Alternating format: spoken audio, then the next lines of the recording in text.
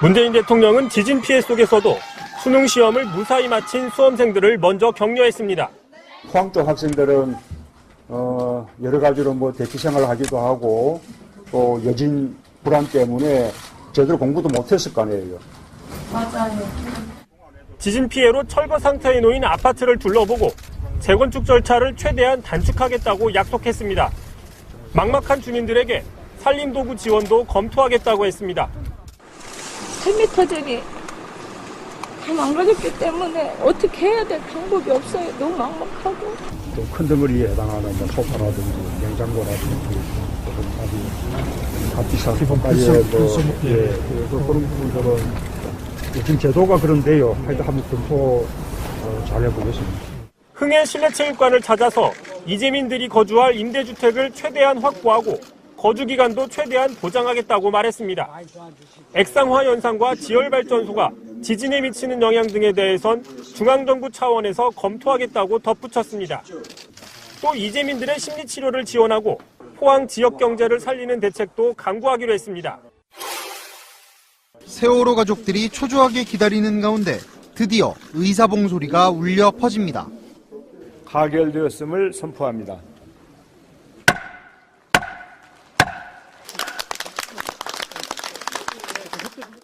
사회적 참사법이 국회의 문턱을 넘는 순간입니다. 본회의장을 떠나는 일부 가족은 안도의 눈물도 흘렸습니다. 이 법의 통과로 활동이 만료된 세월호 특별조사위원회가 2기 활동을 할 수 있는 근거가 생겼습니다.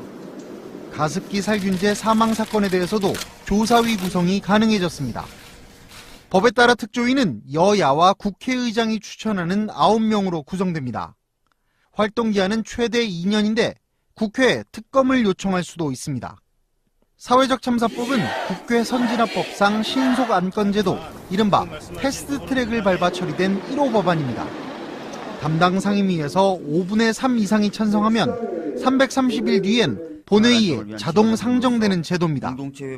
이렇게 상정된 사회적 참사법은 찬성 162표, 반대 46표, 기권 8표로 가결됐습니다.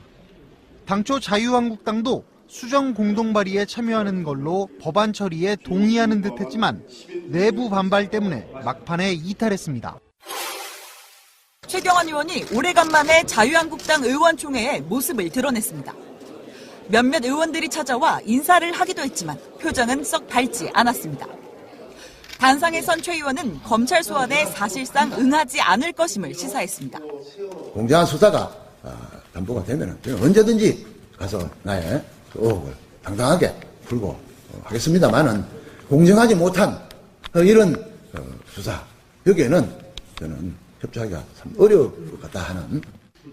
자신을 향한 검찰 수사를 야당 탄압으로 규정하면서 당 차원에서 특검법을 발의해 지원해달라고 호소했습니다.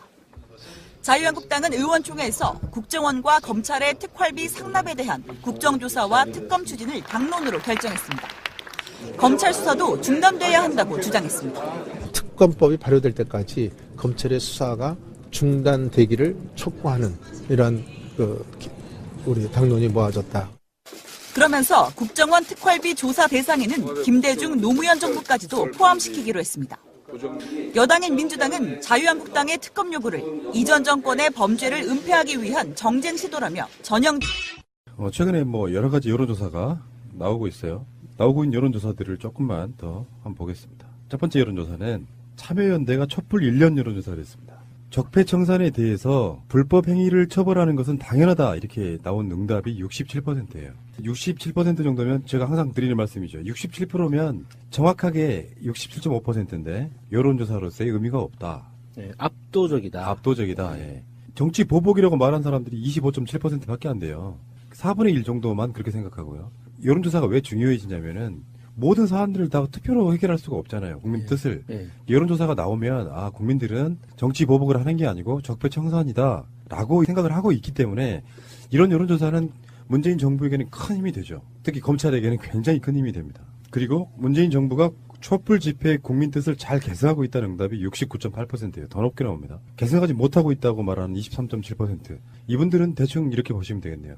자유한국당 지지율하고 비슷해요. 그 밑에 이제 다른 정당들, 얼망절망한 정당들 다 합쳐서 생기는 그 정도가 딱 이런 느낌이고요. 네.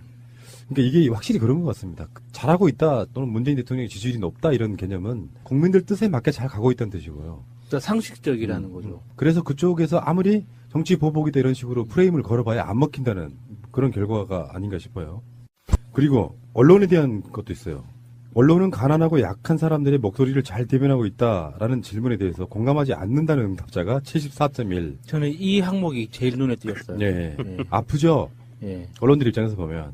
이 언론들이 착각하고 있는 내가 정의야, 내가 이 무지한 시민들을 가르쳐야 해 라는 의식이 깔려 있는 것들이 우리 항상 느끼잖아요.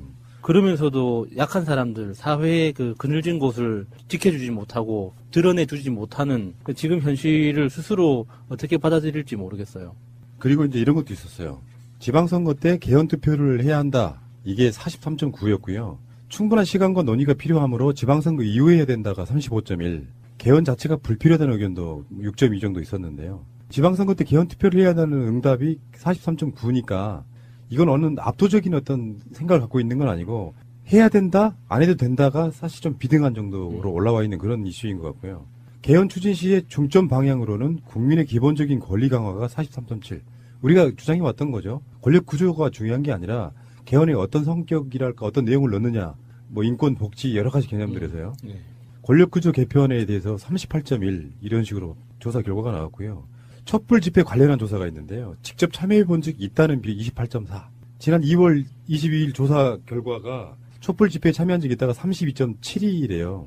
이거는 이제 여론조사 대상들에 따라서 약간 달라질 수 있겠지만 사실상 이렇게 보면은 30% 정도는 촛불 집회에 직접 참여했다라고 볼 수가 있겠죠. 네, 3명 중에 1명 정도는 참여했다고 봐야죠. 재미있는 게 비교해 보면 촛불 집회에 직접 참여한 시민이 28.4%인데 문재인 정부가 촛불 집회의 정신을 계승하고 있다는데 공감한 게 69.8%, 70%예요. 그러면 직접 참여한 사람보다 2배 이상이 이미 촛불 집회의 성격이나 촛불 집회가 왜 벌어졌는지 그리고 이 정부가 문재인 정부가 어떻게 지금 운영해 나가고 있는지 명확하게 알고 있다는 거예요. 그렇죠, 그렇죠. 예. 그러니까 이 여론이 쉽게 안 변한다는 거예요. 맞습니다. 다시 한번 생각해 보면은 최순실 박근혜 국정농단 게이트 때 언론에서 보여준 흔히 말하는 보수라고 하는 사람들이 민낯이 그대로 드러났거든요. 그렇게 형성되어 있는 일종의 저쪽 표현으로 하면 세뇌돼 버린 국민들 입장에서는 나쁜 표현 아니에요. 좋은 의미에서 완전히 머릿속에 골수로 바뀐 사람들 입장에서는 그쪽으로 돌아가기가 쉽지 않다는 거예요. 이게 문재인 대통령한테 굉장히 좋은 기회 중에 하나인 거예요. 웬만한 사안들이 엄청나게 터져도 지지율이 안 흔들리는 이유가 저는 그렇게 보거든요. 개인적으로는 전체적인 큰 여론은 이런 거를 바꿔낼 사람은 현실적으로 문재인 대통령밖에 없다. 그냥 잘 밀고 나가세요 이런 느낌이에요. 그렇죠. 예. 네. 그러니까 이슈가 좀 큰 게 터져도 지지율이 크게 안 빠지는 이유가 그런 거라고 봅니다. 그 다음 지지율 조사가 하나 있는데 리얼미터 조사예요. 흔한 리얼미터 조사입니다만 지금 전반적인 지금 현재 이번 주 조사 결과는 73.1 나왔습니다. 근데 지지율이 올라간 원인이 뭐냐고 봤더니 지진 대처 잘했다 이거예요. 문재인 대통령의 지지율이 오른 곳은 명확하게 많이 오른 곳은 기존의 보수층과 TK에서 많이 오른 거예요. 이 지진 대처를 잘하는 것을 보고 이게 이념의 문제가 아니라 안전의 문제라는 생각으로 바뀌는 사람들이 점점 많은 거죠. 그러니까 유여해 같은 사람들이 아무리 뭔가를 해봐야 결론적으로는 안 통하더라. 정치적인 아젠다 갖고 반대를 위한 반대 일삼으면서 말도 안 되는 소리를 막말 비슷하게 했잖아요. 그러면 예전 같으면 자기들을 지지했던 지지층이 결집을 해요. 그것 때문에. 아, 그런 것도 같아. 왜냐면 정치라는 게 약간 사기술이잖아요. 판단 능력이 좀 떨어지시는 분들한테는 선동적 구호를 들이대고 와 뭉쳐봐 문재인 잘못하고 있어라고 이야기를 하면 옛날 같으면 뭉쳐준다고요. 근데 오히려 자유한국당 지지율이 떨어져 버렸어요. 그 논란 속에서. 왜? 국가적인 중대한 사안들이 있는데 거기서 또 반대를 위한 반대를 하고 있어요. 내가 보기엔 잘하고 있는데 그 판단 능력이 훨씬 더 많이 생겼다 이렇게 보는 것도 맞을 것 같아요. 문 대통령 지지율이 보수층하고 TK에서 올랐다는 것은 나름대로 의미하는 바가 훨씬 큽니다. 이제는 우리가 기존에 관성적으로 찍어왔던 그런 것들에 대해서 좀 생각이 좀 바뀌는 부분도 생길 거라고 보고 이런 거 있잖아요. 성주 대통령 선거 때 지지율 같은 걸 보면서 사람들이 많은 분들이 공격도 했지만 한편으로 보면 예전에 비해서 많이 올랐단 말이에요. 예. 압도적으로 문재인 대통령을 찍어주진 않았지만 그러니까 성주가 깨어나고 있는 것처럼 그런 사안들 때문에 포항도 마찬가지라는 거죠. 그 지역들에서 그런 사고가 나서 정부가 잘 처리를 하게 되면 오히려 그걸 바탕으로 많은 사람들이 지지하게 되는 결과가 나온다 이렇게 보는 거예요. 국민의당이 바른정당과 통합론 때문에 창당 이후 최저치를 계속 갈아치우고 있다고 하잖아요.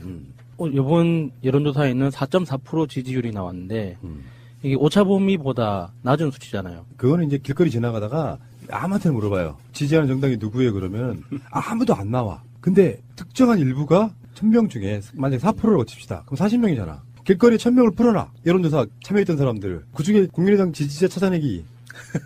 윌리들 찾아라 뭐 이런 게임 같은 거. 네. 근데 결정적인 거는 이제 TBS가 의뢰했던 수능을 연기한 게 맞냐. 국민들이 정말 현명하십니다. 수능 연기 잘했다가 83.6이에요.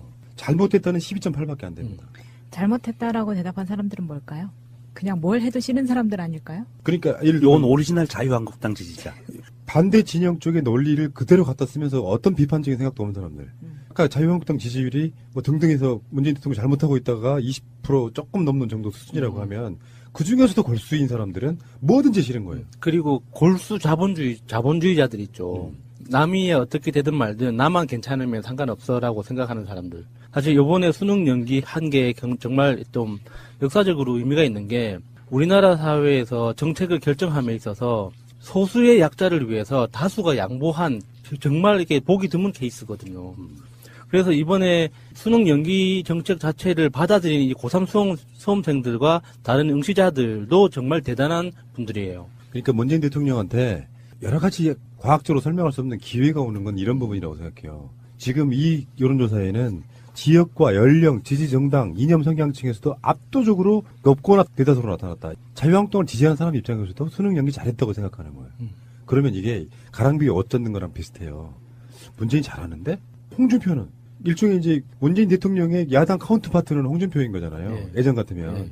생각해보면 특수활동비 갖다가 만들어주고 거짓말하고 그러면서 자꾸 가랑비에 옷 젖다 보면 이게 지방선거가 아니라 다음 총선 대선까지도 점점 좀 몰락해가는 과정 속에 돕고 있다고 하는 말은 그런 이야기예요. 상대 비교를 해서 보여줄 수 있는 기회들이 자꾸 생긴다는 거야. 진정성 때문에 저는 그렇게 간다고 보거든요. 정파적인 느낌이 아니고 진정성 때문에. 네. 그 진정성들이 조금씩 알려지기 시작하면 그래도 민주세력이 괜찮네. 그러면 어느 순간에 가면 자유한국당 같은 불의의 소멸로 점점 갈 거라고 보는 거죠. 지진 직후에 수능을 연기한 것은 이런 부분으로 봐야겠죠. 사실은 수능 연기라는 건 보통 우리가 아직까지 한 번도 생각해 본 적이 없는 조치예요. 네. 처음에는 이게 뭐지? 진영을 떠나가지고 수능 연기한 게 맞나? 우리나라에서 수능이라는 건 정말 올림픽만큼 중요한 이벤트였잖아요. 비행기 입착륙 시간도 조절할 만큼 엄청난 이벤트였는데 그걸 과감한 결단으로 연기를 하고 나니까 별거 아닌 거잖아요, 사실은. 그러니까 수능 당일날, 연기된 수능 당일날도 여진이 있었다고 그러는데 예. 문제는 이런 거죠. 이제 국민들 입장에서 보면 국가가 국민의 안전에 대해서 굉장히 소중하게 생각하는구나. 예. 그러니까 뭐 조중동의 프레임은 그거였잖아요. 교과서, 참고서 다 버렸는데 어쩌라는 말이냐. 어그로를 위한 어그로. 어떤 가치가 더 소중한지를 모르는 상태에서 어떤 그 수험생들 자체의 공정함도 필요했고 생각지도 못한 아젠다가 툭 튀어나왔는데 이걸 내가 감정적으로 반대할 것이냐 말 것이냐를 결정하는 어떤 뇌가 있을 거 아니에요. 근데 굉장히 이런 부분들에 대해서 생각지도 못한 아젠다 속에 국가가 국민을 케어하고 있다가 저는 느껴졌다고 보거든요. 예. 그러면 이제 이런 지지도는 향후에 문재인 대통령 지금도 그렇게 나타났죠. 문재인 대통령 지지율이 지진 이후에 수능 대처를 보고 올랐다고 이야기하는 건 조금씩이라도 마음이 변하고 있다는 뜻이거든요. 우리가 보통 사람들의 상식적 판단이 크게 잘못된 게 아니라는 거죠. 네. 그게 정부가 보여주고 있는 거니까 그동안은 너무 전문가적 입장에서 어려운 이야기를 해가면서 시민들의 생각과 다른 게 전문적이라는 어떤 그런 암묵적인 억압이 있었거든요. 근데 지금은 그게 아니라 너무나 당연하고 상식적인 게 옳은 생각이라는 거를 정부가 보여주고 있어서 마음에 들어요. 대통령이 내가 찍진 않았지만 잘하네. 꽤 잘하네. 오, 정말 잘하네. 어느 날 갑자기 여론조사입니다. 문재인 대통령은 잘하고 있습니까? 네. 지지하는 정당은요, 처음에는 없음으로 바뀌어요. 자유한국당 지지자였으니까. 그러다가 다음 여론조사가 오면은, 더불어민주당 괜찮은데, 뭐 이런 정도로 바뀌는 거예요. 지금 사실은 더불어민주당의 지지율은 더불어민주당이 잘하는 친구도 있어요. 다른 정당보다. 그렇지만 문재인 대통령이 계속 끌어가고 있는. 지금은 이제 문재인 대통령에게 더불어민주당이 약간 빚진 느낌. 정당 지지율로 나타나잖아요. 50%하고 70에서 80. 요 갭. 결국에는 그렇게 따라가야 되는 건 맞기는 맞는 것 같은데. 문재인 대통령이 보여주고 있는 정치 잘함, 지진 대처 효과도 있었지만 사드 문제 해결. 중국하고의 관계. 예, 그 관계가 완전 풀리는. 예. 뭐 문재인 패싱 행원에 공격해댔지만 트럼프가 와서 문재인 대통령을 막 길을 살려주려고 노력하는 모습 보여요. 그러니까 지금 중국에서 사업하시는 분들 이렇게 소식을 보면 정말 놀라워요. 중국이란 나라도 놀랍더라고요. 이게 시진핑하고 문재인 대통령하고 악수하고 화해를 했다, 평화무드가 만들어졌다라는 소식만 가지고도 금방 바뀌는 분위기, 이 소비 분위기도 급변경되는 이런 분위기가 중국이라는 나라가 덩치가 크기 때문에 뭐 변화가 느릴 거라고 생각할 수도 있는데 진짜 빠른 것 같아요. 정부 잘하 그러면 그게 맞다 생각하는 CCTV나 이런 데서 나오는 발표가 거의 대부분의 어떤 판단을 좌우해버리는 그런 부분들이라고 생각해요. 그러니까 이론조사를 전반적으로 보면은 빠질 때가 됐는데 요거 생각도 바꿔야 돼요. 패러다임을. 그렇죠. 잘하고 있으면 올라가면 되는 거지. 그러니까 홍종학 중소벤처기업부 장관을 임명해도 야당에서는 막, 그 장제원의 논평은 뭐 어떤 식이었냐면요. 홍종학 씨라고 말해요. 전의원이라고 부를 거라고. 장관이라고 안 부를 거라고. 그렇게 논란이 됐지만 지지율 안 빠지잖아요. 지금 현재 보수 야당들, 이런 사람들의 패러다임이 바뀌지 않는 한 이게 역전되거나 그럴 가능성은 전혀 없어 보여요. 이게 자유한국당 의원들이 지금의 이 지지율을 보면서 왜 민주당 지지율이 안 빠지지? 이렇게 궁금해 할까요? 안 그러면 이게 뭐 조작이다, 이럴 리가 없다, 이런 식으로 의심을 할까요? 홍준표의 얼마 전에 워딩 그거였잖아. 숨문표, 샤이, 전체적인 분위기에 휩쓸려 가서 제대로 말 못한다.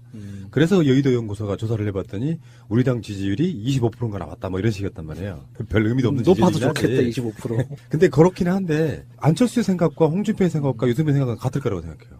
그런 관점에서 보면 분위기에 휩쓸려가는 밴드웨건 효과. 그 밴드웨건 효과 속에서 지금 본인들은 언더독 효과를 노리는 거지만 안 올라가고 있는 게 태도의 문제라니까요. 정권이 출범한 지 얼마 안 돼서 컨벤션 효과가 꽤 오래가긴 하지만 언젠가 하면 무너진다 생각하고, 여론조사는 지금 왜곡돼 있다고 생각하고, 실제로 숨은 우리 지지자는 많다고 생각하죠. 사실 정치인들은 그렇게 생각해야 돼요. 정신 승리라도 해야지.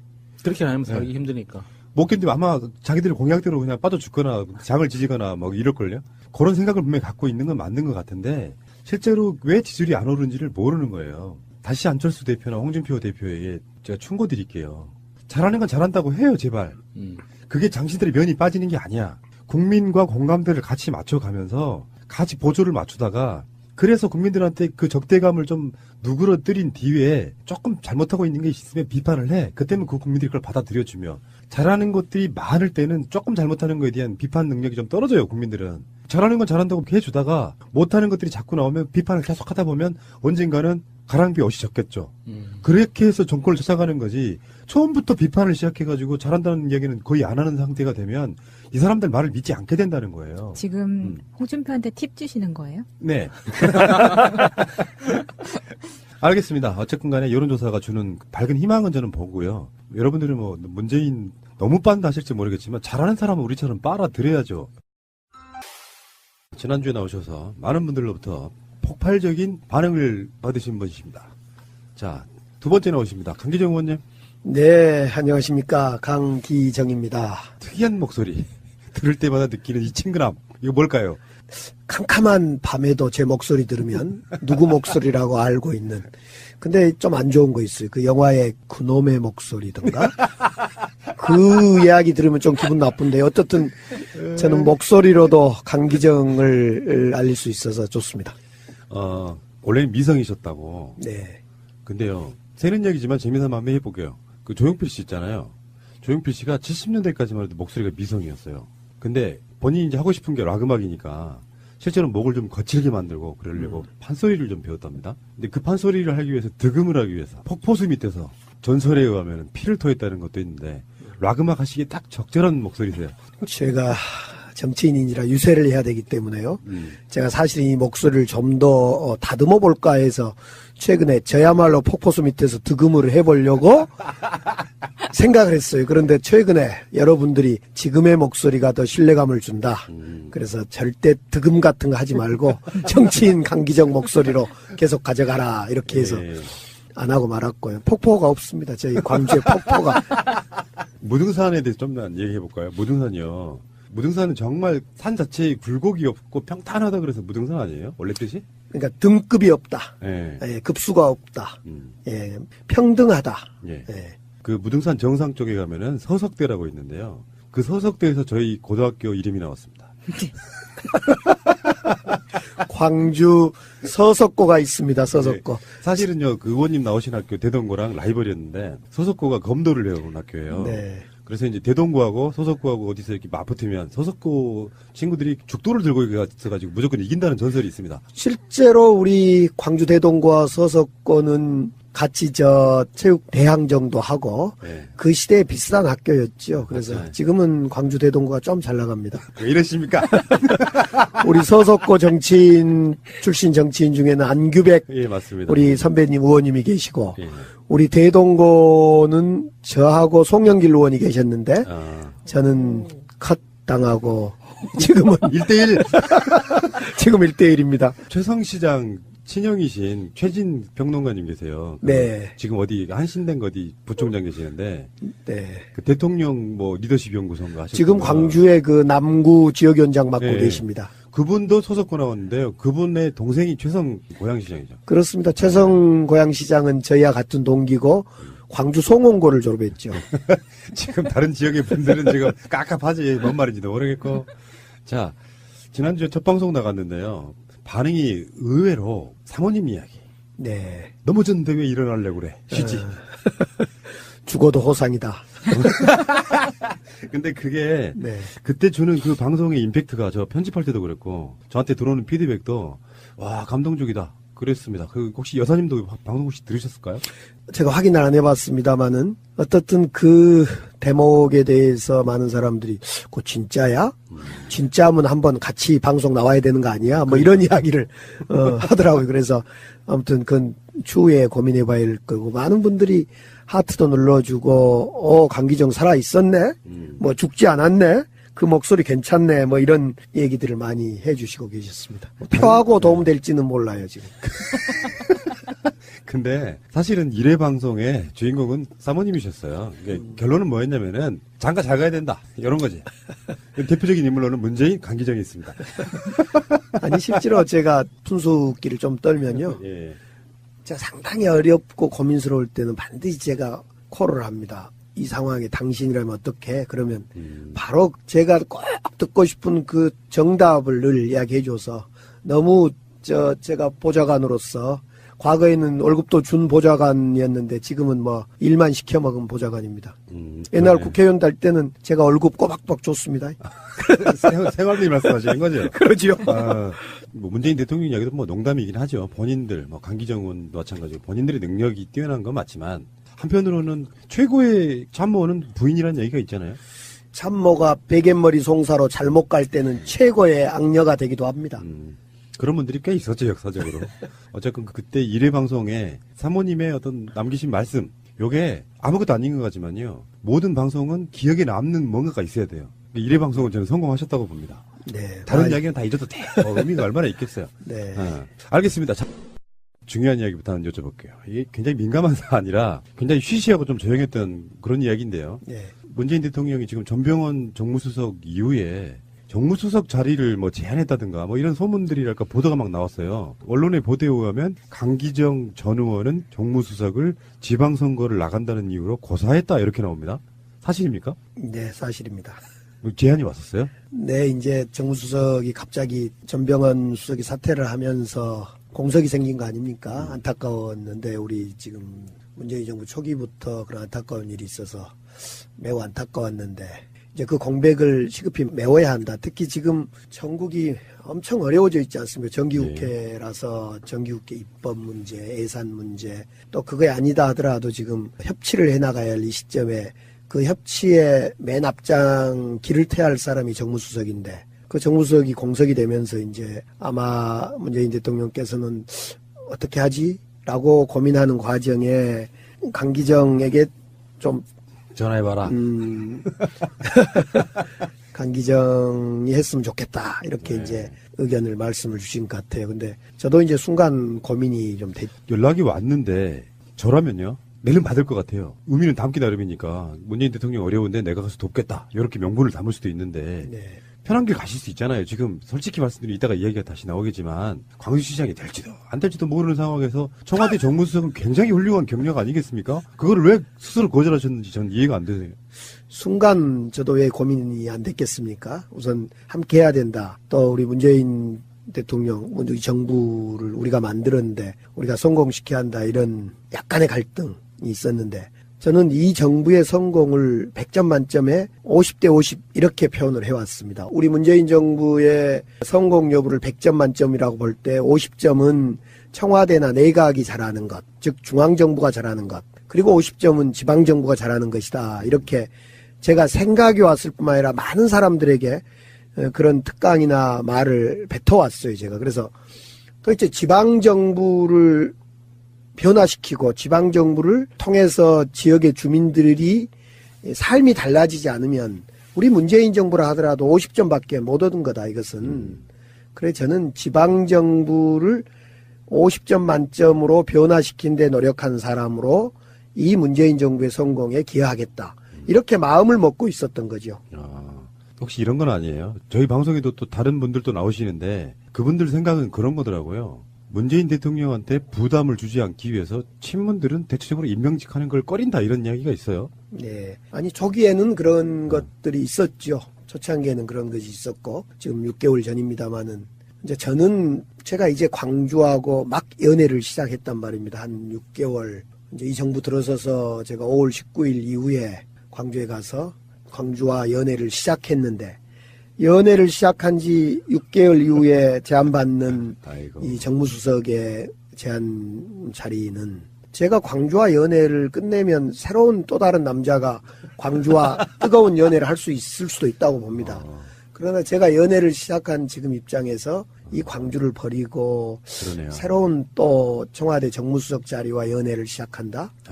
그래서 이것은 옳고 그름의 문제가 아니라 저의 어떤 약속의 이행이다 이렇게 봐주시면 좋겠다. 그래서 사실은 문재인 대통령께 참 죄송하기도 하고 그랬습니다. 인사풀을 놓고 이제 검증하거나 뭐 여러 가지 제안을 하거나 하는데 제발 강기정은 좀 고사해줬으면 좋겠다 생각하실 수도 있잖아요. 그렇죠. 제가 그래서 만약 그렇게 생각해 주셨다면 저는 정말 부담 없이 고맙다 이런 말씀드립니다. 근데 제가 의원님한테 제가 느끼는 어떤 진정성이랄까 이런 게 예를 들어 정치적 환경이 좀 바뀌었다 그래서 달랑 청와대로 쏙 들어가면 강기정 뭐 광주를 위해서 열심히 일을 한번 해본다고 생각하고 있던 사람들이 또 정치는 뭐 이런 거야? 배신감 느낄 수도 있고 우리들 표현을 하면 안전빵으로 갈 수도 있었는데 이 선출직에 나간다는 건 사실 도박에 가깝잖아요.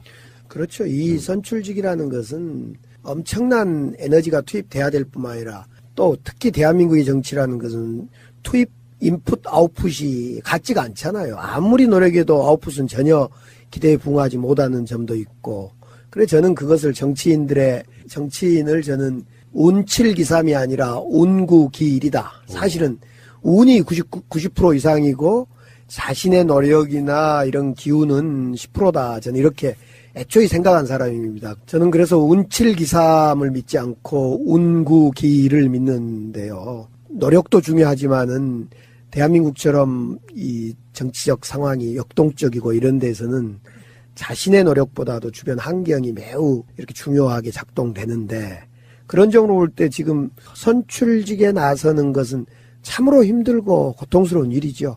임명직보다도요. 그런 점으로 볼 때는 저는 어쩌면 또 하나의 제 나름의 새로운 도전의 길을 걷겠다라는 선언 아닌가 싶습니다. 근데 그렇게 힘든다는 거를 사모님도 다 잘 알고 계시잖아요. 네.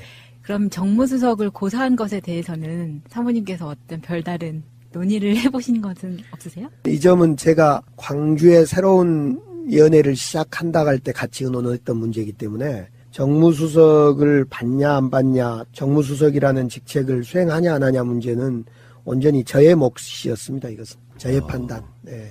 이게 이제 문재인 효과일 것 같은데 뭐 죄송해요 너무 빨아대서 그러니까 본인이 생각하는 외길로 가다 보면 사실은 더 크고 좋은 정치적인 기회가 전 온다고 보거든요. 근데 이제 보통 정치인들이라는 게 청와대 자체의 경력이 굉장히 중요한 스펙 같은 게 되는 것이기 때문에 그게 좀 아깝다 저는 개인적으로 느끼지만 뭐 더 큰 뭔가가 있지 않을까 생각이 들어가지고요. 오늘의 키워드는 정무수석 그까이 거 별로 그렇게 중요하게 생각하지 않아. 좀 이렇게 받아들이고 싶고요.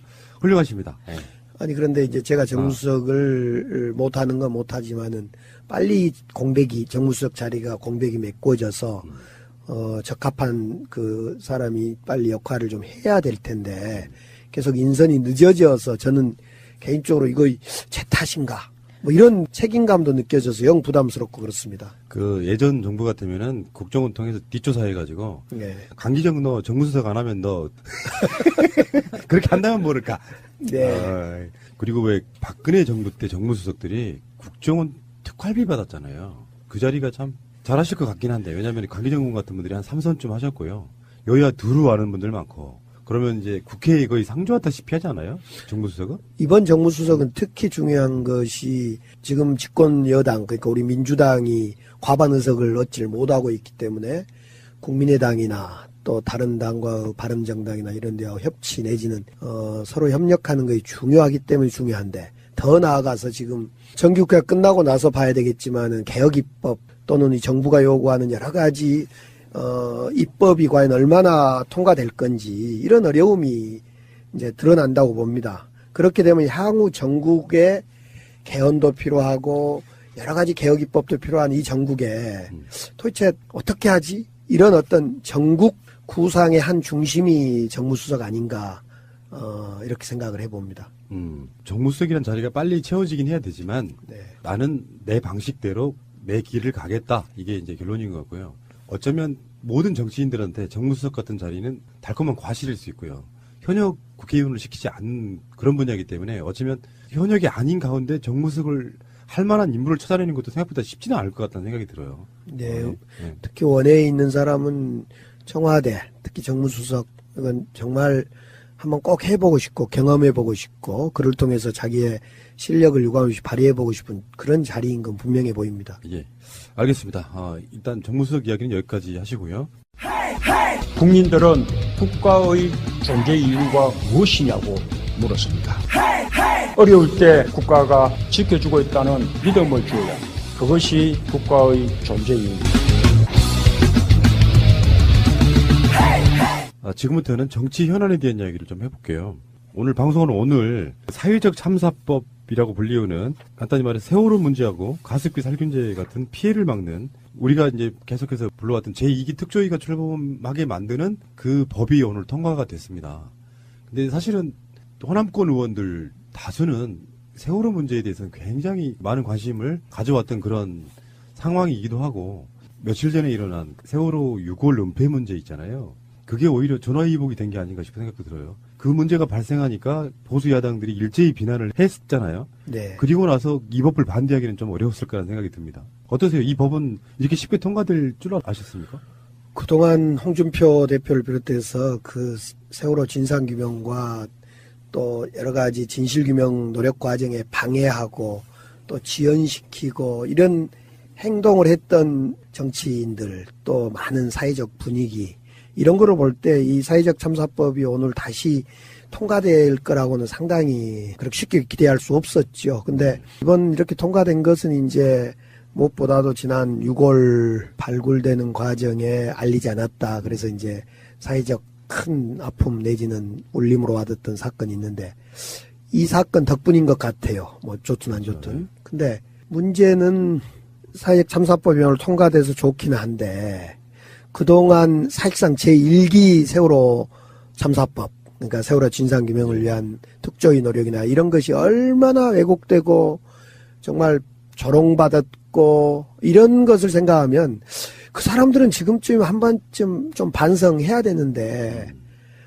반성을 않고 있어요. 물론 이걸 사회적 참사법을 통과시켜주고 김영춘 해수부 장관 날리려고 지금 뭐 작전을 짜서 통과시켜줬는지 어쨌든 사회적 참사법 통과된 건 다행이고 그러나 아쉬운 건 그 당시에 조롱하고 비하하고 진실규명을 못하게 만들었던 사람들이 이번에는 좀 반성을 했으면 좋겠다. 근데 실제로 국회에 계실 때도 네. 이제 세월호 문제가 한참 막 이슈가 되고 계속 그게 몇 년 끌어왔었잖아요. 그렇죠.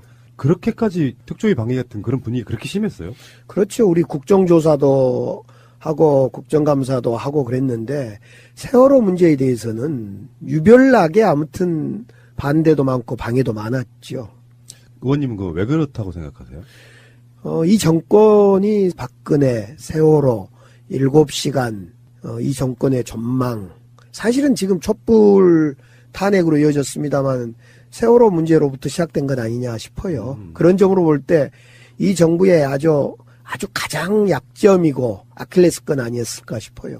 그리고 검찰이 사실은 면죄부를 주면서 세월호 사건은 대충 처리한 감이 없잖아 있고요. 예. 거기에 왜 황교안이나 뭐 김기춘이나 우병우 이런 사람들이 개입했다는 것도 보도를 통해서 봤는데 실제로 밝혀져야 될 진상들이 굉장히 많이 있다고 보거든요. 그러니까 이 법이 필요한 거고. 그렇습니다. 이제 이 법이 뭐 꼭 세월호뿐만 아닙니다만은 우리 사회에서 그런 국민들이 당하고 약자에 위치해 있는 사람들을 실제로 법이 보호해야 되는데 그런 의미에서 오늘 법은 참 잘 통과된 것 같아요. 어떠셨어요? 의원님도 그 의정활동 하시면서 세월호 문제에 대해서는 여러 가지로 관심을 가지셨을 것 같은데. 제가 섬놈인데 섬이 제 중학교까지 고흥 금산 섬에서 살았고 저는 섬에 살았음에도 불구하고 바다가 무서웠어요. 그래서 세월호 당일 세월호 참사가 일어난 당일날 제가 9시 좀 넘어서 국회의원회관에서 그 소식을 속보로 듣고 바로 당시에 행안위였던 김현 의원한테 야, 큰 사건이 됐으니 조사 좀 해봐라 라고 제일 먼저 아마 알렸던 사람인 것 같습니다. 그래서 그때부터 우리가 이제 세월호 이 참사를 접하게 되는데 저는 우선 제가 국정조사나 이런 데에 참여를 못했던 것이 이제 그걸 다시 참여를 하려면 당시의 영상도 봐야 되고 거기에 이 마지막 극한의 상황에서 그런 상황을 다 제가 듣고 확인하고 해야 되는데 저는 이것이 공포거든요, 제 스스로가. 사실은 당일날 세월호 사건 당일날 저녁에 제가 원룸에서 혼자 살았는데 8시 좀 넘어서 방해를 들어갔는데 언제 어찌할 줄 모르고 방해를 들어갔는데 진미파라고는 방해를 들어갔는데 무섭더라고요. 그래서 제 운전기사도 통화를 했더니 이미 강북인데 노원인데 퇴근을 해버렸고 우리 보좌관도 전화했더니 이미 운전할 상황이 아니고 술을 먹어버린 상태고 그래서 이걸 무서워서 어떻게 하나 하면서 광주에 있는 제 아내에게 전화를 하고 막 이렇게 통화를 하다가 안 되겠다. 내가 여기서 도저히 잘 수가 없다. 무서워서. 그래서 택시를 타고 안산 단원고를 갑시다 하고 혼자 택시를 타고 가요. 근데 그때만 하더라도 저는 단원고가 어딘지를 모르고 안산이 그렇게 먼지를 몰랐어요. 계속 택시 요금이 계속 메타 요금이 올라가는데 그래 갔더니 이제 단원고 체육관에는 대부분 그 사람들은 다 현장으로 진도 현장으로 가고 없고 당시에 안산시장인 재종길 시장의 사모님 그러니까 사모님만 그 현장에 체육관에 있길래 원래 저랑 이제 초선 국회의원 할 때 아는 관계에서 거기랑 인사 나누고 사모님하고 인사 나누고 저는 그 철제 의자에 앉아서 그 체육관에서 그냥 꼬박 아무것도 하지 않는 채 날을 새고 아침 7시 돼서 해가 떠서 이제 저는 다시 국회로 들어왔던 적이 있는데 비슷한 경험인데요. 네. 저도 그때도 방송을 하고 있었으니까 제 기억이 어떤 기억이 있었냐면 그 세월호 관련한 방송을 이제 편집하다가 마우스로 편집을 하는데 더 이상 편집이 안 되기 시작하는 거예요.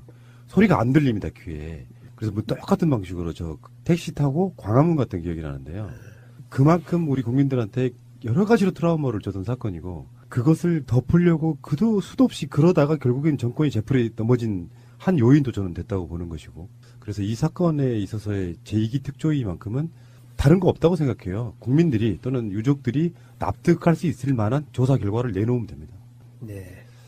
아이고 그런 일화가 있었네요. 그 느낌이 와요. 그 사람들 많지 않은 그 체육관에 혼자 앉아서 그냥 날을 샌다고 하는 것. 근데 그 당시에는 무기력감이랄까 무서움, 무기력감, 공허함 막 이런 감정이었던 것 같아요. 그래서 집에서 잘라다가 못 자고 근다고 이제 당시에는 진도까지 가지는 못했고 그래서 안산체육관에서 멍하니 거의 그냥 철제 의자 위에 발 올려서 과부자 틀듯이 또는 무릎부자 하듯이 하면서 나를 꼬박 샜는데 그때 저는 안산 단원 이렇게 멀구나 단원고가 멀구나라는 생각도 했고 사회적 참사의 진상규명 및 안전사회 건설 등을 위한 특별법안에 대한 수정안은 가결되었음을 선포합니다.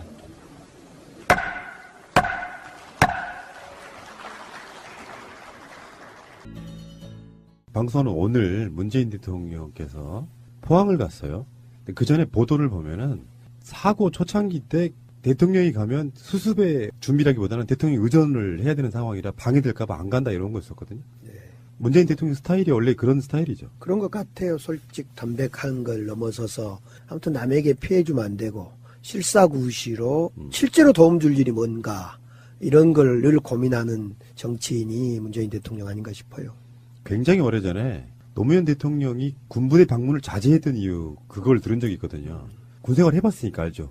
그분도. 그렇죠. 사실은 그러니까 이제 어떤 큰 사고 사태가 났을 때 가장 중요한 건 안전의 사고가 났을 때 안전을 총괄 책임지는 그 중심으로 움직여야 되는데 아직은 우리 대한민국이 의전 문화가 강하다 보니까 소위 정치인, 당대표 이런 분들이 안 와도 서운하고 맞아요. 와도 또 걸적거린다고 기분 나쁘다 그러고 그러니까 이제는 문화를 좀 바꿔야 될 것 같아요. 어떤 사고가 탁 터지면 터져서는 안 되겠지만 터지면 그 사고를 실제로 지휘하는 안전의 책임자 세월호 사건 같은 경우는 그 지역의 해양경찰 예를 들면 청장 이런 사람이 책임하에 지휘를 한다거나 또는 이번 이제 지진 같은 경우도 그럴 거라고 보는데 그렇게 해야 되는데 이제 우리 정치인들 각 당의 대표들이나 이런 분들이 가다 보면 또 거기에 이재민들 또 물난리 났을 때는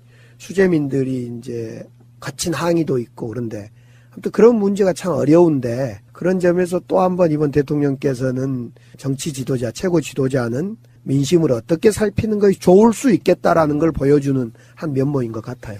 그래서 그 당시에 지진이 나자마자 수능도 연기했는데요. 수능 연기에 대해서 여러 가지 여론조사가 나오더라고요. 최근에 거의 90%의 국민들이 잘했다예요. 네. 우리가 다른 방송에서 그런 이야기를 좀 했습니다만 뭐냐면은 생각지도 못한 지금까지 정부에서 보여주지 못한 조치였잖아요. 사상 유례없는 지진도 그런 사건이긴 하지만 지진으로 인해서 수능을 연기했다고 하는 건 또 남다른 어떤 마인드 아닐까 이런 생각이 좀 들어요. 근데 국민들 입장에선 아 그런 배려가 있어라고 새로운 걸 알게 된 어떤 사건이 아니었나. 90% 국민들은 잘했다고 인정했고요. 당사자인 10%에 해당되는 3학년 수험생들과 그 부모님들은요 매우 고통스러운 그렇겠죠. 일주일이었습니다. 예. 저도 수험생 아빠였습니다. 그러셨어요? 네. 첫째는 딸이고 둘째가 이번 시험을 봤는데요. 일주일이 상당히 고통스러웠다 그래요. 잘 봤다고 합니까? 그건 묻지 마라고 그랬습니다. 혹시 이번에 수능 본 그 둘째 예. 무슨 과 가려고 하는지는 아세요, 아버지로서? 예, 앞으로 미래사회는 빅데이터 사회고 통계 쪽을 공부를 하겠답니다. 통계 쪽이요? 네. 아드님하고 좀 대화는 많이 하시는 편이세요? 솔직하게. 작년에 이제 고2를 그만두고 광주 동신고에 다니다가 제가 독일에 갈 때 그래도 아빠 엄마 따라가야지 하고 같이 자퇴를 하고 따라가서 와가지고 검정고시를 통해서 이번에 입시를 봤어요. 멋지다. 도전 정신도 있고 그러네요. 네, 그런 점에서 괜찮은 놈 같아요. 시험하고 관계없이. 저는 이제 이렇게 봅니다. 강기정 의원님은 이제 사모님 덕이 좀 있고 아들은 의원님 덕이 좀 있다고 봐요. 아버지 보고 배우는 게 있거든요. 좋은 가정이면 아무리 정치인이라도 속에 들어가 보면 폭압적인 아빠가 있을 거고 어떤 경우에 좀 자상한 아빠가 있을 텐데 저는 후자가 맞지 않을까 이렇게 생각해봅니다. 아들 지구인데요. 아들 지구가 어렸을 때는 상당히 대화가 잘 안 됐어요. 지구예요? 지구. 특이하네요. 저희 조카들이 구자 돌림인데 범구, 경구, 헝구 여러 가지 짓다가 한자 획수도 맞고 그러니까 제 아내가 지었거든요. 지구라 그래서. 얼스요? 얼스. 그래 지구라고 지어놨더니 맨날 주변에서는 지구라고 불러줘야 되는데 우주라고 꼭 불러요. 이름이 비슷한 느낌이 우주 합니다. 처음에는 어색해 하더니 지구 하니까 괜찮은 것 같아요. 강지구. 네, 강지구. 강지구군 듣고 있나? 그래서 어떤 아빠신지. 그때는 대화가 잘 안 되다가 대화를 안 된 이유가 제가 늘 간섭을 하려고 했던 것 같아. 야, 지구야. 너 여자친구 사귀냐? 야, 이마, 쬐끄만 놈이 뭔 여자친구. 이런 식의 간섭을 하니까 애가 문을 닫기 시작하더라고요. 근데 어느 날부터 그 어느 시점이 이제 아마 독일 같이 가서 그랬을 것 같은데 이제 알아서 자유로에 맡기니까 스스로가 저하고 대화를 하고 어제 밤에 제가 저녁에 잠이 먼저 들어있는데 이 친구 이제 시험 끝나고 친구들하고 좀 기분 좀 전환시키고 들어왔는 그가 12시 넘어 들어와서 저를 깨안더니 아빠 대학은 거치는 과정이지 시험 못 봤구나, 이거. 거치는 과정일 뿐이지. 그래서 고생했다 하고 저는 그냥 잤는데요. 좋은 아버지시네요, 보니까. 작년까지요. 작년 4월, 5월 달까지 서울에 12년 동안 있었어요. 그러면 그 친구의 나이가 올해 19살이라고 치면 거의 초등학교 거의 1, 2학년 때부터 서울에 계신 거거든요. 근데 자라는 아이들한테는요, 아빠의 역할이 따로 있어요. 엄마하고 다른 역할이 따로 있는데 주로는 서울에 이렇게 계속 계시면 그 점이 미안하지 않으셨어요? 그래서 아들 지구하고 저하고 대화하는, 가끔씩 이제 어렸을 때는 하루에 한 번 또는 뭐 일주일에 몇 번씩 대화했던 내용을 서로 글과 그림으로 책으로 한번 엮었던 경우가 있거든요. 지구 생각이라는. 예, 예를 들면 어느 날 이런 거예요. 지구가 초등학교 때인데, 아빠 광주천이 있습니다. 네. 광주천에 돈이 떠내려간대요. 그래서 그게 무슨 말이냐 그랬더니, 아빠 우리 선생님이 광주천을 청계천처럼 깨끗하게 한다고 일자로 그냥 천을 쌓고 뚫고 이렇게 팠던, 그렇게 해놓으니까 홍수가 나니까 그냥 이거 확 쓸려간단 말입니다. 그러니까 선생님이 아마 사회 선생님이었는가, 이것은 4대강처럼 말하자면 이렇게 휩쓸려 가는 거다. 그때는 4대강은 안 했네요. 아무튼 휩쓸려 가는 것을 표현을, 얘들아 광주천에 돈이 떠내려간다더라. 그래서 이제 그 대화를 글로 쓰고 이제 지구가 대신 그에 맞는 어떤 그림을 그리고 이렇게 해서 책을 한 권 냈던 적이 있습니다. 그것이 지구 생각입니다. 앞으로 이 아이는 30년 후에 환경부 장관입니다. 재밌네요. 수능들 무사히 끝나서 다행이고요. 다시 한번 말씀드리지만 학부모님들, 학생들 고생하셨다는 말씀드리고 다음 이야기로 넘어가겠습니다. 전체 수능 수험생이 한 59만 명 되는데, 우리 이제 포항 지역에 5,600명 하니까 1%가 채 안 되죠.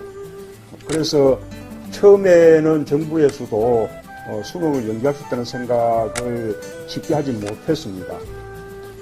그러나 정말 만에야 하나 또 지진 때문에 수험장들이 아주 파손되거나 해서 불안한 상태가 되었다면, 또 다음날 또 여진이라도 또 심하게 일어난다면 1%가 안 되지만 우리 포항 지역 학생들은 아주 정말 제대로 시험을 못 치게 되거나 또는 불안해서 실력을 다 발휘하지 못하게 된다거나, 그래서 우선 학생들의 안전에 문제가 있고 또 잘못하면 또 불공정한 그런 결과가 벌어질 수도 있는 것이죠. 그래서 전체 학생이 다 중요하지만 우리 포항 지역 1% 안 되는 우리 포항 지역 학생들 안전 또 어떤 공정함 이런 것이 또 더 중요하다라고 생각해서 위기 결정을 내렸는데, 정말 고마웠던 것은 나머지 다른 많은 학생들, 그 학부모들이 불평할 만했잖아요. 왜 포항 때문에 연기해야 되냐. 그럴 만한데 뭐 거의 대부분의 국민들이, 학부모들이, 수험생들이 이 수능 연기 결정을 지지해주고 또 오히려 우리 포항 지역 학생들 힘내라 이렇게 응원도 보내주고 하셨거든요. 정말 고마운 일이죠.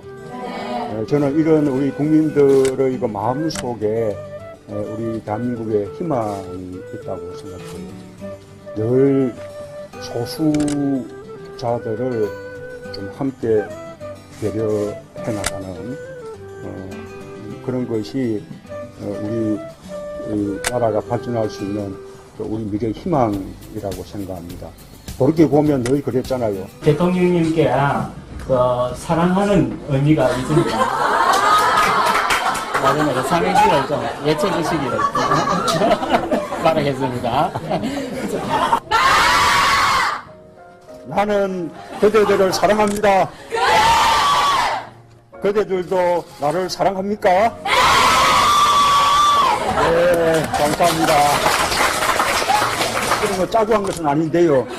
시장님 미리 답을 가르쳐 주셨어요. 김관진 전 국방부 장관 구속됐다가 10여일 만에 지금 석방됐거든요. 네. 그러면 이제 검찰의 스텝이 꼬이는 거 아니에요? 스텝 또 꼬인 거 꼬인데 우선 검찰 스텝보다도 재판부가 구속영장 심사할 때는 구속을 했다가 10일 만에 구속 적부심으로 풀어줬다. 근데 이건 보통 그런 경우가 별로 없다는 거 아닙니까? 그렇죠. 10일 전에 구속을 했는데 10일 이후에 특별한 상황 변경이 없었는데 풀려났다.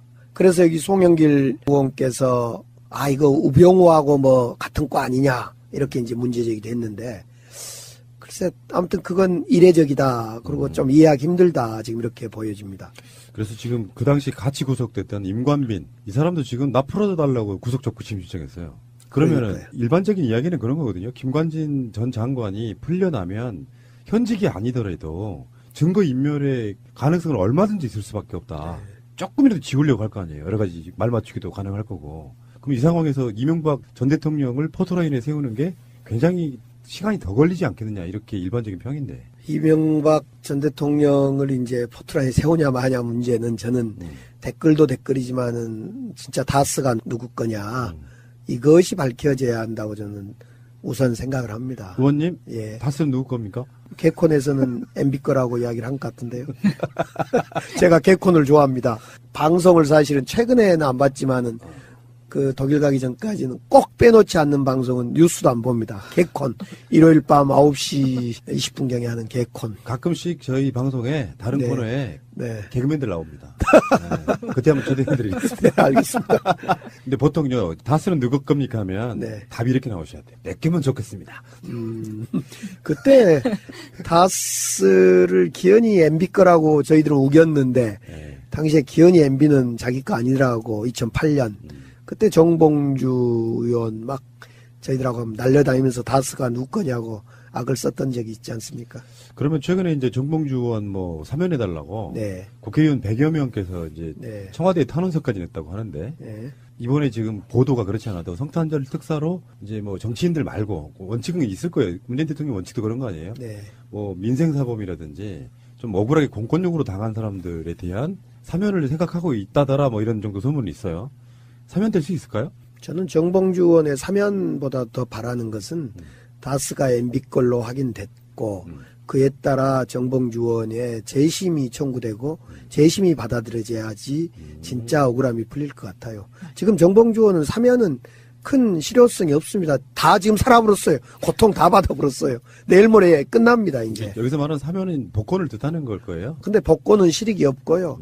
진짜 이 다스가 MB 걸로 밝혀지고 그를 통해서 재심 청구가 돼야 된다고 봅니다. 그러면 정치인 분들이 뭔가 잘못 생각하시나요? 아니요. 잘못 생각 아니고. 과정이 이렇게 되는 거죠. 이명박의 어떤 혐의가 어느 정도 확인되고 나서 재심 청구를 할 수 있는 거지. 지금 당장은 그게 불가능하잖아요. 그렇죠. 네. 예. 아니, 사면은 사면이고, 사면 요구한 것도 뭐 옳은 이야기고, 더 나아가서 그에 머무르지 말자는 이야기입니다. 예. 예. 다시 김관진으로 돌아와서요. 네. 김관진 전 국방부 장관은 사실은 박근혜 정부 때 국가안보실장이었어요. 네. 그것도 거의 박근혜와 임기를 같이 하고 문재인 대통령 내각에서도 잠깐 회의를 할 정도의 그런 인물이었고 그 당시에 박근혜 정부의 청와대의 민정수석이 우병우였다고 보면 김관중과 우병우의 친분관계도 있는 것이고요. 네. 지금 구속 적부심에서 구속을 풀어준 판사는 우병우랑 사실상 굉장히 밀접한 관계로 추정되는 인물이란 말이에요. 네. 그러면 그런 어떤 커넥션도 작용할 수 있다고 보십니까? 지금 그러니까 당시에 이 댓글 사건이 어디 한 군데에서 일어난 게 아니라 우리가 알고 있듯이 국정원 댓글 사건이 하나가 있고요.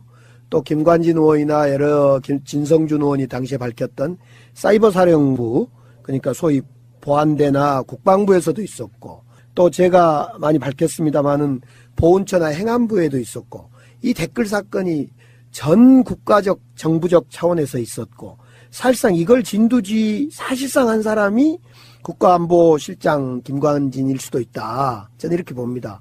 그런 점에서 김관진의 구속 적부심으로 풀려난 것은 참 이해하기 힘든 대목이죠. 알겠습니다.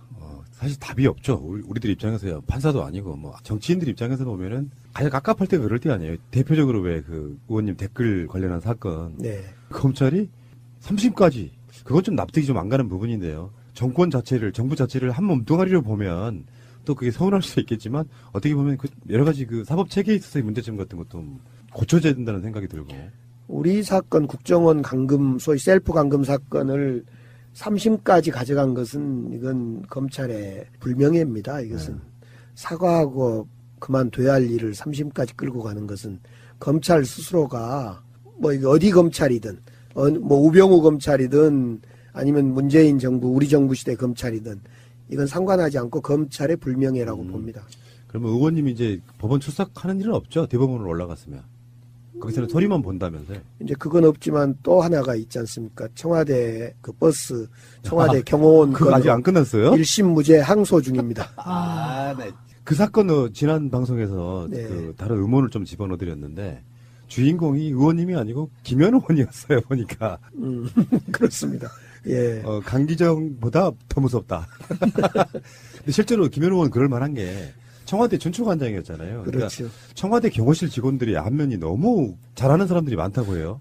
그때도 뭐 제 사건이 났을 때도 저는 사실은 그 당시의 현장에서 그냥 나왔어요. 왜냐하면 아이고 강기정 또 이런 또 사건에 휘말렸다 이런 자책과 이런 것 때문에 제가 현장을 떴어요. 사실은 떴으면 안 됐는데 그때 김현 의원하고 이하경 의원하고 몇 분의 의원님들이 1시간 반 동안 청와대 경호차를 막고 사과해라. 강기정한테 사과하고 우리한테 국회한테 사과해라. 이렇게 요구를 했던 거죠. 근데 이제 그러고 나서 적반하장이 돼서 오히려 제가 기소되는 이런 일이 있었던 거죠. 그거는 이제 정권이 바뀜으로써 어느 정도 이렇게 마음적으로 좀 서운한 건 풀리셨을 거라고 보고. 네. 언젠가 그 경호원 놈들은 지금도 청와대에 있을 거 아니에요. 대부분은. 아니 우리 문화가 차벽 이런 문화가 좀 사라져줘야죠. 차벽. 그러니까 저는 제가 봤을 때는 개인적으로 와서 사과해야 된다고 봐요. 아니 그 당사자하고는 저도 만났어요. 아, 그러셨어요? 네, 아, 예. 그러셨구나. 네. 저는 부산에서 맨 처음 그 구속된 학생들을 변론하면서 소위 민주화 운동에 한 다리를 걸치게 됐습니다. 그 학생들이 왜 잡혀왔냐 물어보니까 광주 학살의 진상을 부산 시민들에게 전파하려고 노력했다는 것이 가장 큰 죄목이었습니다. 그때부터 광주는 우리의 문제가 됐습니다. 우리는 87년 6월 항쟁에 이르기까지 모이면 우리끼리 노래를 했는데 그때 그 노래 중에 제일 첫 번째가 임을 위한 행진곡이고 그 다음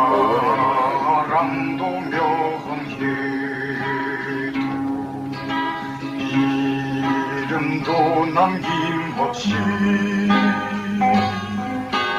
한평생 나가자던 즐거운 행세 오지는 반대로 이빨만 나무편 새날이 올 때까지 이르지 말자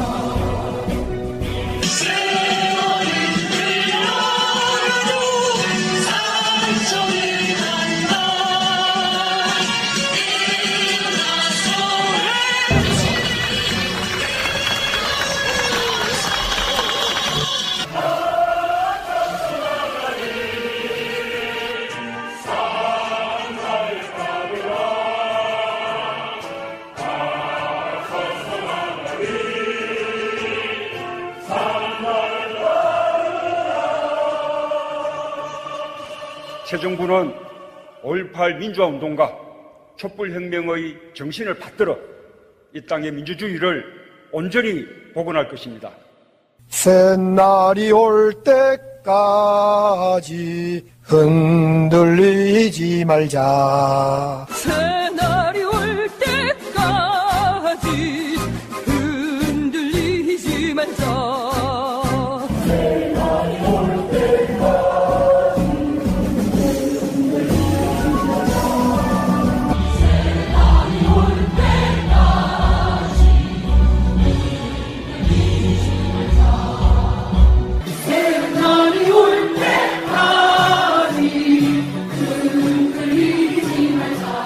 흔들리지 말자.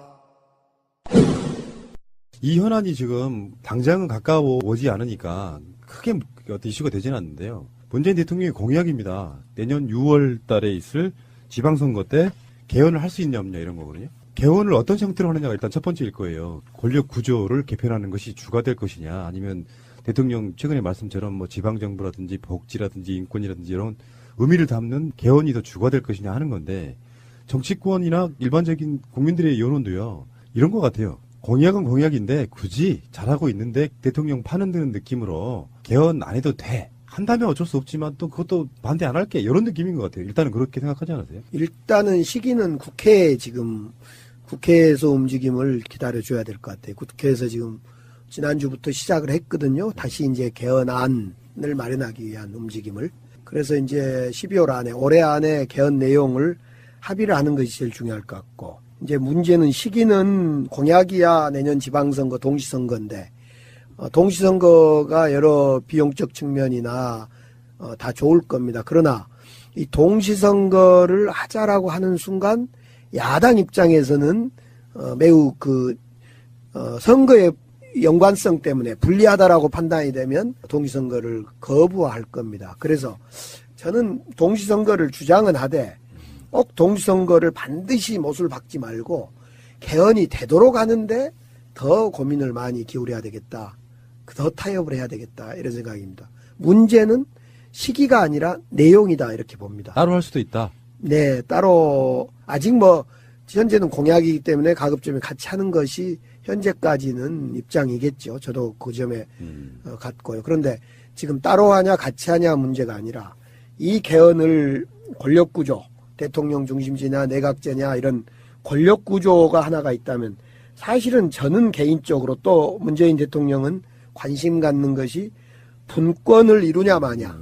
즉 내년이 지방선거가 실시되기 때문에 내년이 지방선거 원년으로 분권형 개헌이 되냐 안 되냐 이것이 이제 고민인 것 같아요. 그래서 우리 국민들을 이렇게 보면 자 권력구조를 어떻게 할 거냐, 분권형이 되냐 안 되냐, 기본권을 어떻게 할 거냐, 이 세 가지의 개헌 내용에 대해서 고민을 하고 있는 것 같은데 저는 이 중에 가장 큰 거 하나만 뽑으라면 분권형 개헌이 될 거냐 안 될 거냐 이 내용을 합의하는 것이 제일 크다고 봅니다. 보통 이제 일반 국민들 입장에서는 대통령 4년 중임제로 바뀐다거나 의원 집정부제로 바뀐다거나 내각제로 바뀐다거나 하는 여러 가지 모양이 바뀌는 것에 대한 온통 관심이 있지만 사실은 개헌의 어떤 내용을 담느냐가 훨씬 더 중요할 수도 있다. 예. 총리를 국회에서 뽑냐 안 뽑냐 이것 같아요. 예.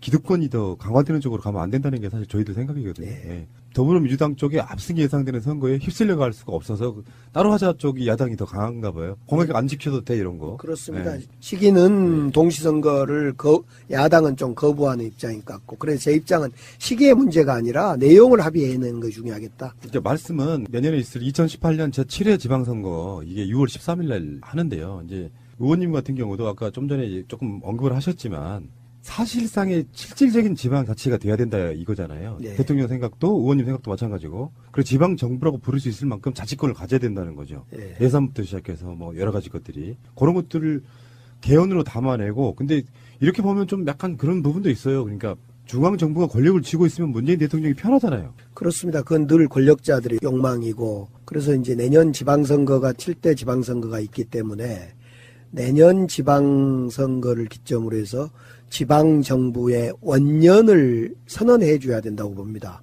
지금 우리 지방자치단체, 지자체가 지금 22년이 흘렀는데요. 95년부터 22년이 흘렀는데 지자체가 명실상부한 어떤 권한도 없고, 지자체, 소위 지방자치단체의 시민들, 주민들, 국민들이 별로 그냥 참다운 지방정부로 느낌이 없어요. 그래서 이제 마치 내년 선거가 있기 때문에 지방정부 원년으로 가자. 이렇게 이제 대통령도 말씀하셨어요. 지난 10월 26일 날 순천에서 있었던 지방자치 박람회에서 개헌을 통해서 지방정부 원년으로 삼자. 이런 말씀을 하셨죠. 그러면 의원님이 요즘에 설파하고 다니신다는 4대 자치권, 첫 번째 자치 입법권은 뭡니까? 자치 입법권은 광역시의회나 구의회가 지금은 조례권만 가지고 있는데 그것까지 부족하다. 예, 그래서 시의회와 구의회 같은, 군의회 같은 데가 실제로 법을 만들어야 된다. 중앙부처와 관련된 거 외의 법은 자체에서 만들어야 된다. 예를 들면 지금은 이런 거 아닙니까? 예를 들면 건축법이 있으면 대한민국 모든 곳에는 똑같은 건축법이 적용된단 말입니다. 근데 농촌이 다르고 서울이 다르고 광주가 다를 텐데 모든 법이 싹 지역의 특성과 특성을 무시하고 법이 다 적용되고 있어요. 그러니까 조례로 이것을 조금 바꾸려고 하는데 조례로는 한계가 있고 그래서 입법권이 있어야 된다. 그러면은 자치 행정권. 행정권은 이제 예를 들면 자치경찰. 지금은 경찰이 전국 경찰의 지휘를 받는데 사실은 많은 OECD 선진국은 이 경찰이 교육이나 경찰이 지자체의 장의 지휘를 받습니다. 미국 예를 들면 주경찰들이 그렇습니다. 그러니까 지방경찰과 중앙경찰을 섞자 이런 것이 이제 행정권 중에 하나일 수 있겠죠. 그리고 이제 이건 알 것 같아요. 하도 이제 뭐 교부금 문제가 많이 나와서 자치 재정권. 네, 그렇습니다. 가장 이 입법권, 재정권, 행정권 또 복지권입니까? 이 네 개 중에 하나를 꽂으라면 재정권인데 우리 뭐 노래도 있지 않습니까? 무엇과 무엇 중에 최고는 뭐 사랑이야. 그 노래 어떻게 하죠? 사랑과 믿음과 소망. 네, 뭐 사랑과 그거잖아. 믿음과 소망 중에 사랑이 최고. 자, 노래 한번 듣겠습니다. 아니 제가 그 곡도 모르고 음도 모르고 있습니다. 믿음과 소망과 사랑 중에 그 중에 제일은 사랑이라. 그 중에 제일은 사랑이라. 그 노래처럼 입법권, 재정권, 복지권 또 행정권 중에 최고는 재정권입니다. 당연하죠. 돈이 가장 중요하죠. 예, 그렇습니다. 교부금 갖고 지금 지방 정부들 억제 왔잖아요, 지금까지. 그렇습니다. 교부금 말 안 듣는 데는 적겨주고 이런 식으로. 예를 들면 그런 사례가 있어요. 광주에 2년 전에 박근혜 정부 때 청와대에서 광주시에 전화해서 야 광주에 어떤 일이 있었냐면 5월 세월도라는 홍성담 화가에 그렇죠. 홍성담 화가의 세월호 5월 세월호를 비엔날레장에 이제 세미 비엔날레장에 걸려고 하는데 청와대에서 야 그거 걸면 누구 혼나 돈 안 줘? 그러니까 알겠습니다 하고 안 걸었던 사례가 있습니다. 아마 윤 시장님도 이걸 안 걸게 되면 재정으로 압박할 거고 우리 지방에 어려움을 줄 거다. 쉽게 말해서 중앙정부가 좀 야비한 짓을 한 거죠. 그럼 만약에 의원님이 시장이었어도 그런 선택 했겠네요. 절대 안 합니다. 저는 만약 걸지 마세요 그러면 당신들 일이나 잘하시고 난 걸겠습니다. 그러면 100원 줄 거 50원을 준 게 아니라 100원 지원할 것 광주를 달래기 위해서 120원을 준다. 이것은 제가 터득한 정치 그 계산법입니다. 그럴 때는 그렇게 청와대에서 무식하게 나오면 그때는 내가 아니라 같이 무식하게 나가줘야지 청와대가 정상으로 다시 협상에 들어옵니다. 그렇군요. 그리고 이제 자치 복지권인데요. 김대중 대통령의 가장 정치적인 산물 중에 하나가 저는 지방자치라고 보는데 지방자치로 가장 좋아진 게 현재까지도 복지거든요. 지금 이제 복지 영역이 김대중 정부 때 국민기초생활보장법을 만들어서 복지가 본래적 의미의 복지가 시작됐고 노무현 정부 때 2007년부터 저도 그때 뭐 유시민 장관하고 맨 앞장 서 있었습니다마는 지금 치매를 국가가 책임지겠다라는 치매 국가 책임제라든가 이런 것에 기초가 됐던 게 장기요양보험법이거든요. 이 장기요양보험법을 제 손으로 만들었던 사람이고 아무튼 김대중 노무현 정부 들어서서 복지정책이 이렇게 진화해 왔는데 그 과정에 문제가 하나가 있습니다. 무슨 문제냐면 또 지난번에 우리가 무상 보육 하면서 보육도 이제 정부가 예산을 대는데 이 과정의 하나의 흠결은 뭐냐면 그 예산 정책의 100%를 중앙정부가 예산을 지원하지 않고 8대2, 20% 정도를 지방정부, 지자체가 매칭으로 대응하라 이러니까 이거 너무너무 지방에는 지자체에는 돈이 없는데 부담이 된 겁니다. 그래서 이번 새로운 지방정부에서는 이 복지권을 확실히 정부에서 보장하겠다 이겁니다. 그래서 그중에 최고는 재정권입니다. 그 중에 당연히 돈이죠. 근데요, 방송을 솔직히 하겠습니다. 솔직하게. 그러니까 우리 의원님은 문재인 대통령에게 임명받는 임명직은 일단 고사하시고 6개월 전부터 광주와 연애를 시작했단 말이에요. 그 연애라는 표현이 많은 정치인들은 자기 어떤 원대한 꿈이 있고요. 그중에 사실 저도 그런 꿈을 꿔본 적 있어요. 어렸을 때. 대통령보다 더 매력적인 게 내가 사는 도시의 시장 같은 걸 한번 해보는 거예요. 근데 대통령은 좀 그렇게 하기 힘들겠지만 자전거 타고 다니고 시민들하고 늘상 만나서 대화하고 권위주의 없는 시장 있잖아요. 예. 솔직히 시장 꿈꾸시잖아요, 지금. 그렇습니다. 예. 광주시장. 그러면 제가 봤을 때는 이제 광주가 그런 캐치플레이즈 많이 걸잖아요. 뭐 민주주의의 수도, 예술의 수도 이런 개념으로 많이 걸지 않습니까? 특화돼 가지고. 어떠세요? 왜 광주시장 나가려고 그러세요? 문재인 정부 들어서서 호남에게는 기회가 찾아왔습니다. 그동안에 이제 여러 측면에서 호남이 소외도 받고 또 홀대도 받고 그랬었는데 우리 광주는 지금까지 한 3번 고립을 당했던 적이 있습니다. 80년 5.18 때 한번 딱 갇히고 고립당했고요. 90년 3당 합당 때 또 호남만 빼고 정치적으로 또 고립이 한번 당했었고, 그리고 이명박 박근혜 때 또 역시 호남이 다양한 방식으로 고립을 당해 왔는데, 문재인 정부에서는 이제 문재인 정부를 우리 호남이 만들었고 촛불이 만들었기 때문에 문재인 정부의 호남은 정말 기회가 왔는데, 그러면 호남만 기회가 왔냐? 그런 건 아니라고 보고요.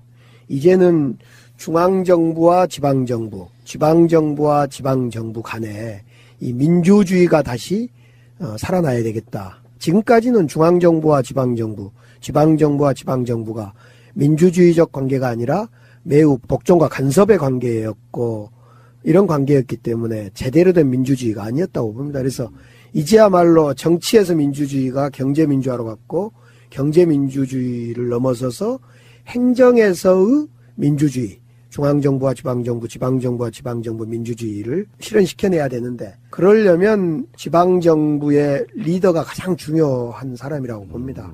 과거에는 중앙부처의 또는 대통령의 얘기를 잘 집행한 사람, 그런 사람이 아무래도 잘 집행하고 잘 관리된 사람이 지방정부의 수장이 되어 왔고, 또 그런 것도 바람직스러웠는지도 모르겠어요. 그러나 이제는 우리 아래로부터 힘을 가지고 때로는 중앙정부와 협조도 구하고 때로는 대결도 하는, 경쟁도 하는 이런 관계를 가져줘야 하기 때문에 그에 적합한 사람이 강기정일 수도 있겠다, 이렇게 혼자 생각해봤습니다. 근데요, 지금 여건은 엄청 좋아요. 현재 최근에 나온 여론조사 보면은 문재인 대통령 광주 지지율이 84.5%입니다. 민주당 지지율이요, 지금 현역 국회의원들이 다수 포진하고 있는 국민의당보다 무려 7배가 높아요. 국민의당 10.4%, 민주당 72.5%입니다. 여건 엄청 좋고요. 더 재밌는 거는 광주시장 후보로 나오는 인물들 중에 국민의당 후보로 나오실 분들한테는 지지 후보가 없다는 응답률이 50.7%예요. 민주당에서 공천을 받은 분이 광주시장 된다 이거거든요. 네. 내부 경선이 굉장히 힘들어졌는데, 이용섭 지금 일자리위원회 부위원장, 위원장이 대통령이세요. 이용섭 전 장관 이분 한 분하고, 다음에 제가 봤을 땐 강기정 의원님하고도 약 2파전 정도 이런 느낌이거든요. 지금 여론조사라는 것은 인지도 조사라고 보면 되겠습니다. 인지도 조사. 지지도 조사라고 보기에는 어렵고요. 내년 구정쯤, 그러니까 3월 14일이 지금 지자체장들 또 공직후보로 나설 사람들이 사퇴 시한이 3월 14일입니다. 그러면 그쯤 돼서 이제 어떤 사람이 컷오프 될 건지, 즉 컷오프는 인지도 가지고 컷오프 하는 건 아니니까요. 컷오프 돼서 진짜 그때부터 이제 경선에 뛰어들 사람들이 정해진다고 봅니다. 지금 나오는 여러 가지 조사는 참고용이다, 이렇게 생각합니다. 과거에 수많은 정치인들이 대세론도 있고 그랬는데, 예를 들면 지금 문재인 대통령이나 노무현 대통령 된다고 초기에 생각한 사람 별로 많지 않았을 겁니다. 지지율로만 보면. 노무현 대통령 때 이인재 대세론을 다 인정했으니까요. 그리고 우리 문재인 대통령도 사실은 뭐 몇 번 출렁거리면서 뭐 그랬던 적이 여러 번 있으니까 인지도에 너무 현혹되지 말아주세요. 강기정에 대한 오해가 참으로 많았어요. 강기정 세다, 강하다, 싸움꾼이다, 뭘 모른다, 뭐 했는가 모르겠다, 이제 이런 오해가 있었는데, 작년 저도 이제 필리버스터를 끝으로 컷오프되고 독일에 가서 7개월 있다 오고 또 정권 교체하는데 저도 한 힘 보태고, 최근에 한 6개월 동안 광주에서 많은 분들과 대화하고 기업 찾아보고 언론인과 대화하면서, 아, 강기정의 장점이 따로 있구나. 지역에서 강기정 지방정부의 새로운 리더로 적합할 수가 있겠구나 라고 고민을 지금 유권자들이 시작한 것 같아요. 이거 정말 숭늉 찾는 격인데, 우물가에 가서 혹시나 그런 그 시장하고 또 국회의원은 다르잖아요. 시장 같은 그런 자리에 올라가시면 정말 낮은 자세로 그러실 것 같아요. 소통하고 많은 민원들이 들어오지만 정치인들한테 일반 시민들은 굉장히 많은 걸 의지하고 싶어하고 이야기 들어주는 것만으로도 굉장히 고마워하고 힐링되고 이런 측면이 있거든요.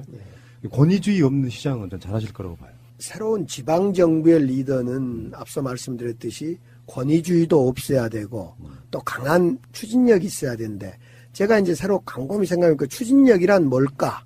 추진력은 두 가지 요소로 결합되어 있는 것 같아요. 대화 타협을 잘하는 사람이고 동시에 결단할 때 결단할 수 있는 결단력이 있는 사람. 그래서 이런 대화와 타협의 정신과 결단의 정신을 갖는 추진력 있는 리더가 필요하겠다. 그래서 지방정부와 대화도 잘하는 사람, 중앙정부와 때로는 결단하고 때로는 대화할 줄 아는 그런 리더십이 뭐 저를 꼭 이야기하지 않다 하더라도 지방정부의 새로운 리더십 아닌가. 고등학교 때 민주화 투쟁하다 감옥살이 하는 경우는 사실 많지 않거든요. 그 소년이 37년 정도 후에 광주시장이 되는 그림은 정말 아름답습니다. 한편의 소설 같은 이야기 아니겠습니까? 자, 뭐 그건 경선 통과는 아직도 멀었고요. 그 얘기는 잠깐 해봤고 의원님하고 지금 이제 2번 정도의 만남을 갖고 대화를 해보니까 일단 기본적으로 목소리와는 다르게 굉장히 마음이 따뜻한 사람이구나. 좀 그렇게 느끼고 있습니다. 목소리 절대 득음하지 않도록 하겠습니다. 마음적으로 이분이 따뜻한 사람이라고 느끼면 그 목소리가 구수하게 느껴지고요. 정말 차가운 사람이라고 느끼면 목소리가 듣기 싫어질지도 몰라요. 결국은 컨텐츠가 아닌가 이런 생각이 들고 어찌됐건 멀리서 올라오셔가지고 네. 저희 방송 출연해주셔서 감사드리고요. 다음 주에 또 뵙겠습니다. 고맙습니다. 네, 고맙습니다.